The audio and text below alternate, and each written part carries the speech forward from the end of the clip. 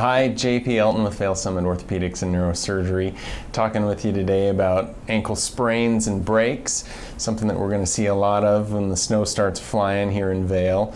And this is a really common injury, particularly as we see on this example, which is what we call a boot top fracture, where the lower leg itself actually breaks right at sort of the level of where the boot is. This can happen from a twisting injury, or commonly when somebody strikes another object, another skier or a tree or something like that, and there's too much force right there at the top of the boot, and the bones just can't handle it, so they can snap.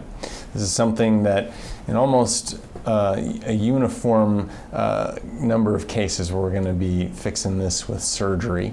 And in this particular type of fracture in this location, it's something that really is amenable to fixing with a rod that goes down through the middle of the bone. Once we get the bone back into the right position, we can put a rod that kind of goes down and essentially shish kebabs the fracture ends, and then over time that bone is going to then heal on its own. And that takes you from quite an unstable injury where you can't put any weight on it with the fracture to something that you can actually put weight on in some cases right away.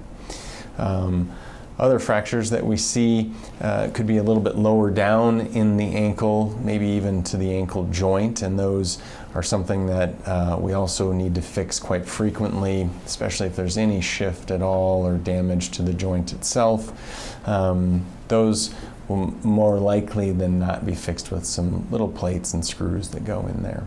Sprains, on the other hand, where the bone itself isn't broken, but the ligaments that connect one bone to another will be torn or even just stretched out when there's enough of a rotation at the ankle that those ligaments just can't handle it, and so they'll tear.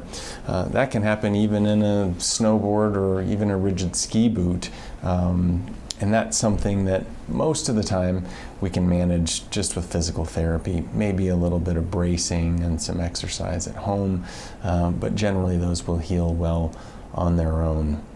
This has been JP Elton with Vail Summit Orthopedics and Neurosurgery. Until next time.